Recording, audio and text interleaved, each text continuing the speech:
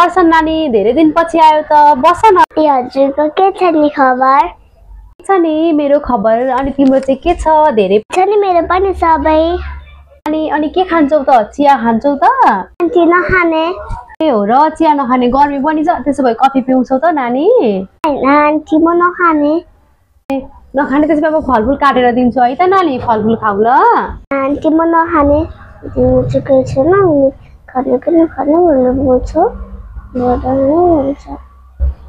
अनि नानी त तिमी त कति ज्ञानी रहेछौ है। ल है त नानी, अब म खाना बनाउन किचनतिर जान्छु। बस है त, आज खानै खाएर जाऊ तिमी। हैन आन्टी म घर गएको। ए बस न, बस बस बस। हैन म घर जान्छु। हो र, बस न, बस बस बस क्या, बस। म खाना बनाउँछु, भएन भने बाहिर के ल्याम्ला खामला भइहाल्छ नि, हुँदैन र? हुँदैन, म घर जान्छु। मेरो मम्मीले पर्खिनु भएको छ होला। ए हो र, कति ज्ञानी कति राम्री तिमी त। ल ल है त, राम्रोसँग जाऊ ल। By by. बाई।